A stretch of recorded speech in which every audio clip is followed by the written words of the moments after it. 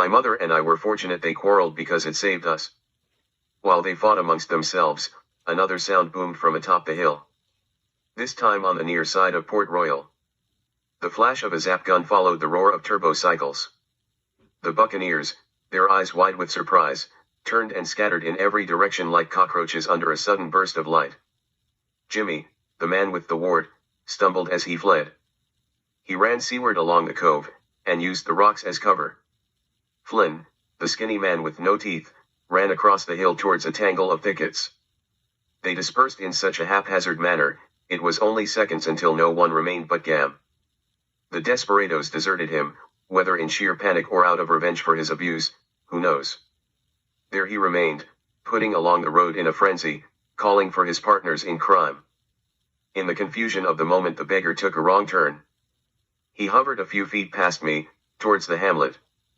Cam cried, "Jimmy, Black Bart, Flynn, you won't leave old Gam, mates, not old Gam." Bright yellow lights and the roar of turbo cycles topped the rise, and 5 riders came within view. Bathed in moonlight they swept at full throttle down the slope as jets of red flame followed in their wake. The cycle's roar grew louder.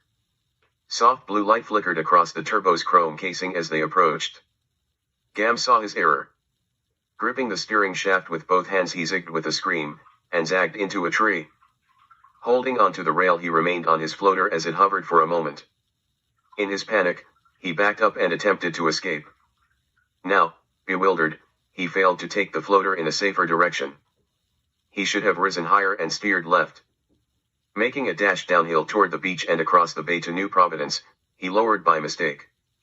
Gam hovered inches above the road, and then took a hard left, right into the path of the oncoming turbo cycles. The first driver tried to avoid him and veer to the right, but he didn't turn fast enough. Bang! The turbo cycle clipped the board with a loud crunch.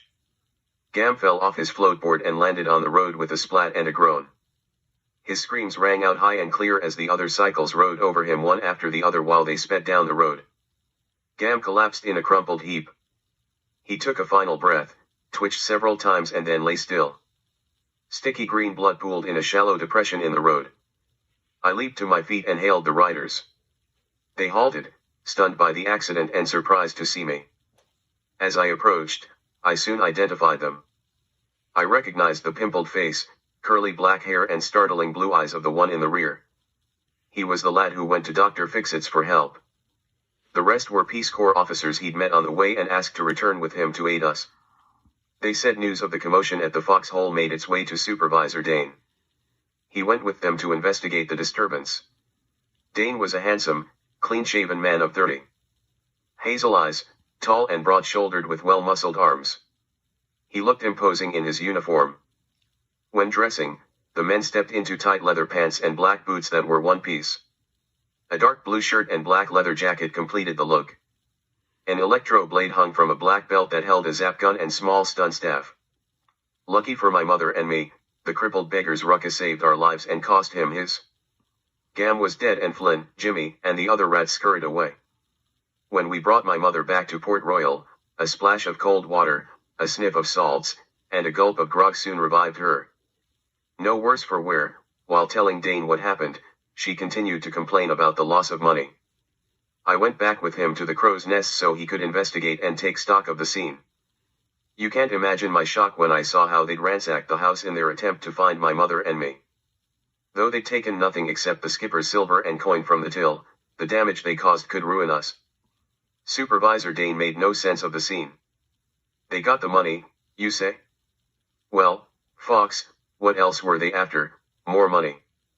No, sir, not money. I have what they wanted in my pocket, and to tell you the truth, after all that's happened, I'd like to keep it somewhere secure. Dane held out his gloved hand. I'll hold it for you. I wavered for a moment, not sure what to do. It occurred to me, I said, to ask Dr. Fixit to hold it for me. He nodded. That's right, the doctor's a gentleman and a magistrate. I must ride over there and file a report with him and Mayor Stewart. Gam's dead, not that I regret the accident, but he's dead. Protocol demands we make things square. Then he added, especially since it involved officers of His Excellency's Peace Corps. Now, Fox, I'll take you along as a witness to the events. Yes. It's the least I can do. I thanked him for his help and we went back to Port Royal. By the time I told my mother, Supervisor Dane needed me to go to Dr. Fixit's with him. The other men were already astride their cycles, raring to go. Dane turned to Dodger, "You have a double cycle, take Ethan with you." As soon as I mounted the back seat, and held onto the handle, Dane gave the word and we sped toward Dr. Fixit's house.